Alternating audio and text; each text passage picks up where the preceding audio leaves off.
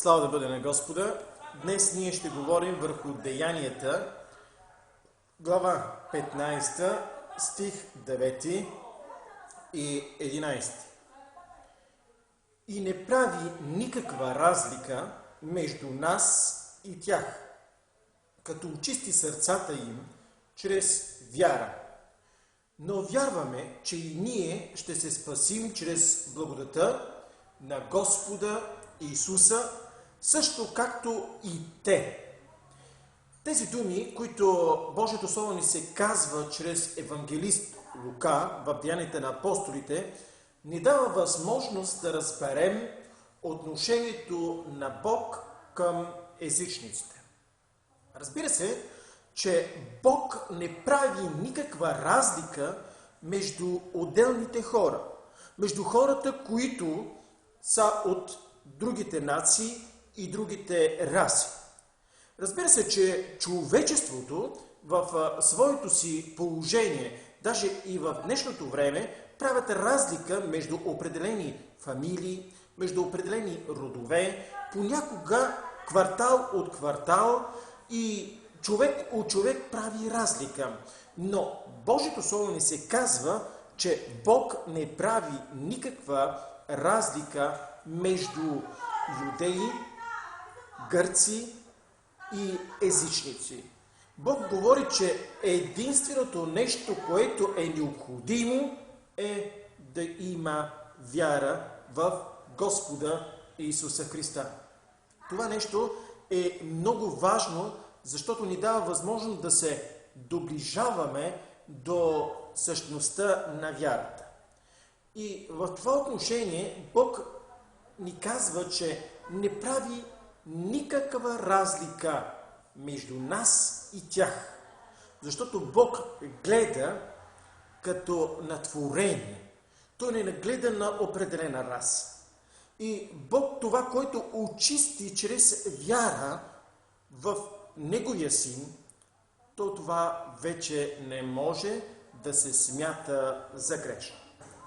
И в това отношение Библията ни дава възможност да разберем, че ние трябва да вярваме и че ние ще се спасим чрез благодата на Господа Исуса Христа.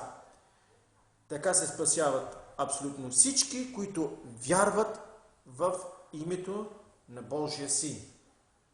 И така, че Библията ни се казва в Деянията на апостолите 17 глава, стих 30. Бог прочи, без да държи бележка за времената на невежеството, сега заповяда на всички човеци навсякъде да се покаят. Разбира се, това, което казва апостол Павел на атиняните, ни дава възможност да разберем това и за нас. Тъй като в това отношение разбираме, че хората, които са невежи, хората, които по принцип не познават вярата, не познават Господа Исуса Христа, е необходимо да се приеме вярата, необходимо е да се приеме Господ Исус Христос като личен спасител и Той не прави никаква разлика и не държи сметка за онова, което сме извършили в миналото. И така, заповедта на Бога е всички човеци навсякъде по цялата вселена да се покаят. И това слово ни казва и всички апостоли. Исус Христос дава една велика заповед, или така нареченото великото поръчение. И в това велико поръчение ни се казва: идете по целия свят и проповядвайте Евангелието. И така, всички, които чуят и приемат Господа Исуса Христа, те ще бъдат благословени. Исус Христос ни казва, като ги кръщавате в името на Отца и Сина и Святия Дух. Едно от пасажите, това се намира в Марка 16 глава, стих 15. И така, в това отношение ние разбираме, че вярата, която е в Господа Исуса Христа, не прави никаква разлика. Разбира се, човеците, колкото и да са християни и вярващи, като че ли допускат религиозните отношения каквито са били по времето на апостол Павел. Случва се така, че човек, който отива в един друг квартал от дадено място в провинцията или бих казал в големите градове, се случва точно това, че хората ги отблъскват. Поради простата причина, че самите родове не общуват. Бих казал такава голяма война в момента между светски хора, но и в християнските среди се забеляза. Това е, например, квартал Младеново с Хумата, които се намира в Лом. Понякога става така Лом, Монтана, Берковица. По принцип тези родове винаги са воювали и даже между християните. В големите събрания те се събират, но по принцип те не желаят да имат нищо помежду си. Ето, точно това иска Бог да направи между хората, да развали тази стена. Деяните на апостолите, 13 глава, стих 45 ни се казва: а юдеите, като видяха множествата, изпълниха се с завист, опревъргаваха това, което говореше Павел и ги хулиха.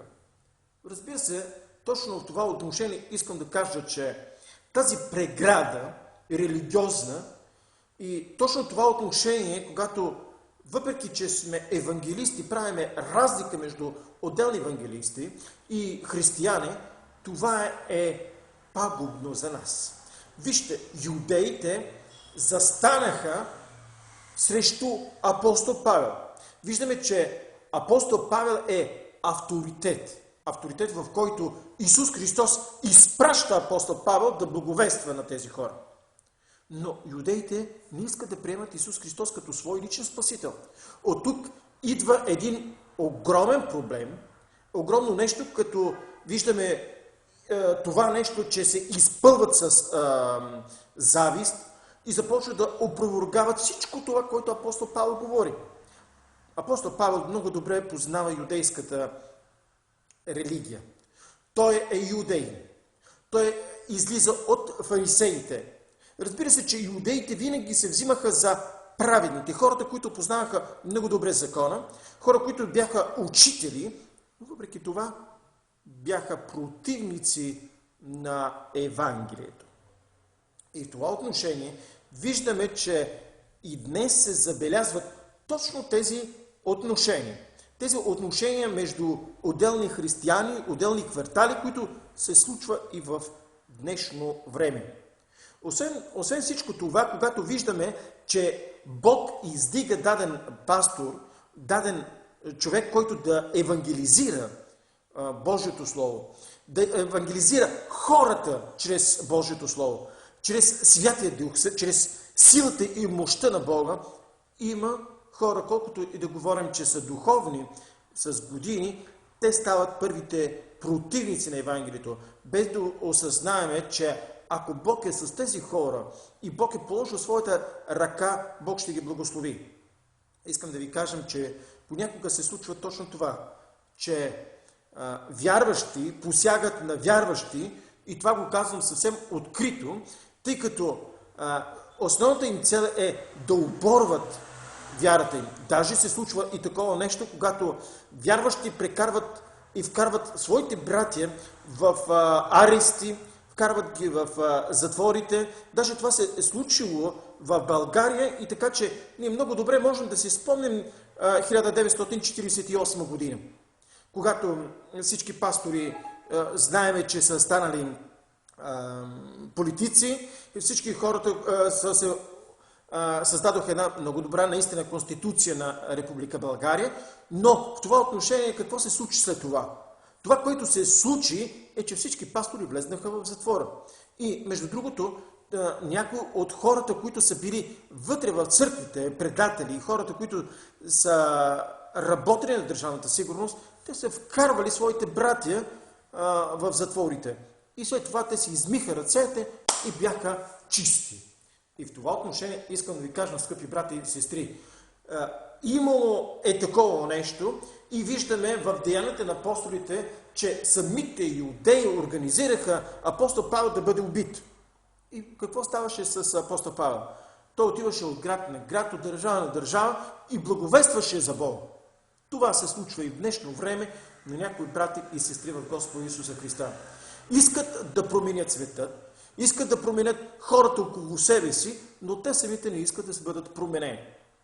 И поради това отношение, когато те виждат, че Божията ръка е с определени хора и това, че Бог отваря тези възможности, те застават и посягат и на техните семейства.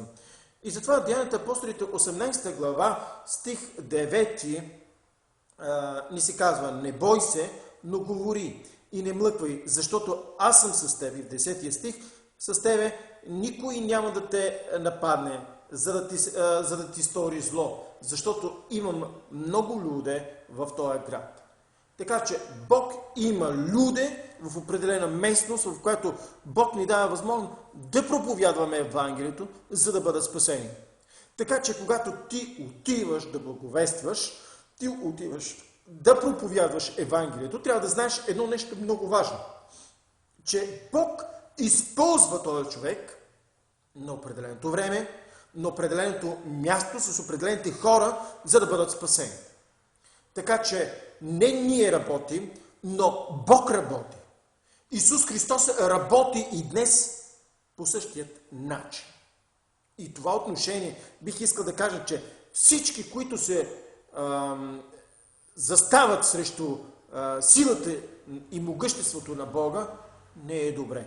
Затова, скъпи братя и сестри в Господа Исуса Христа, време е, когато ние също да осъзнаем това отношение, че Бог иска да работи в нашите градове, в нашите сърца, в нашия живот, и Той ни използва на определеното място. Не бой се от хората, но говори и не млъквай. Бог го каза това нещо. Ние говорим Евангелието, ние говорим истината. Истината ще ни направи свободни, защото има в този град, Господ има много хора, които иска да спаси. Но обаче, когато говорим за това отношение, нека да не го взимаме само теоретически, но да го вземем и практически, защото Бог иска да ни използва за Негова слава, за Негова прослава. И така, в Деянията на апостолите, 18 глава, стих 13, ни се казва: Той убеждава човеците да се кланят на Бога противно на закона. Обърнете внимание. Апостол Павел убеждава хората да се кланят на Бога противно на човешкия закон. Как ви се счита? Има понякога и вярващи, които по принцип, като говорим за Бога, той казва: той е Господ, аз го познавам. Той го познава, но виждаме, че религиозните хора застават против онези хора, които имат водителството да проповядват, да евангелизират, да доведат хора към спасение. И в 16 стих от 18 глава на Деянията на апостолите ни се казва: и ги изпъди ги от съдилището. Обаче не се случват нещата до тук само да бъдат изпъдени. Та ги биха пред съдилището, но Галион не искаше да знае за това. Разбира се, че управителите на гробовете не искат да знаят за техния закон какво се случва. Така че бих искал да ви кажа, един от най-големите основни проблеми понякога за евангелизирането и за проповядването на Божието Слово може да си ти, братко и сестро. Затова помисли си срещу кого заставаш. Значи, ти ще занесеш Божието Слово, ти вярваш в Исус Христос, ти вярваш в Божието правосъдие, вярваш в Неговата препоръка, обаче когато идва това време да приемеш Господа Исуса Христа като твой личен спасител, ти заставаш като противник. И не само това, първо ти казваш: ама той ме убеждава да приемам Исус Христос, той ме убеждава да приемам Святия Дух, той ме приема да приемам Бога, който е противно на моите правила. Като не искаш да приемеш Исус Христос, поне не пречи за Божието дело. Ти знаеш, че си осъден да погинеш. Ти знаеш, че си осъден да отидеш в ада. Иди, щом толкова много ти се реве за ада. Но знай, оттам излизане няма. Защо говоря толкова остро относно тези, които са причинили големи проблеми? Защото те продължават да ги правят. И не само това, убеждават хората да казват: не го слушайте, не приемайте Евангелието, не приемайте Божието Слово, това е противно от нас. И дават някаква религия. Обърнете внимание, че юдеите застанеха срещу Исус. Те познаваха пророчествата, знаеха за ангели, познаваха много добре основното учение на Библията. Но въпреки това не го приеха. Затова аз искам да те попитам днес, скъпи братко и сестро, ти, който твърдиш, че вярваш в Бога. Ти противник ли си на Исус Христос? Това е много важно. Защото ако си противник и си излезнал да благовестваш за Исус Христос, какво ще стане? Така че ти ще бъдеш пречка за приемането на благодата. И затова Бог иска да направи в нас промяна. Промяна, в която ние да работиме също за Бога. Запомнете, няма човек ревностен, като Павел, като другите апостоли, да не са гонени и преследвани. И да не се говорени против тях лъжливи свидетелства. Но запомнете, приятел е онзи, който ти влиза в нужда. От друга страна, аз мога да кажа за добрия самарянин, спомнете си, Исус Христос какво казва? Онзи, който ти показва милост, онзи, който те пода ръка, той ти е ближен. Запомнете, в трудните времена има само единствено правило. Който ти подава ръка, той ти е брат, сестра и всичко. Онези, които се противят на Исус Христос и на Божията справедлива наредба, Бог тогава ще ги постигне онова, което Той описва в Библията. Но аз искам да ти кажа, скъпи братко и сестро, ти, който си избран от Бога, Деянията на апостолите, 18 глава, 9 стих казва: не бой се, говори и не млъквай. В 10 стих казва: защото аз съм с тебе. Това е по-важното. По-важното е, че Бог е с нас и ние проповядваме Евангелието.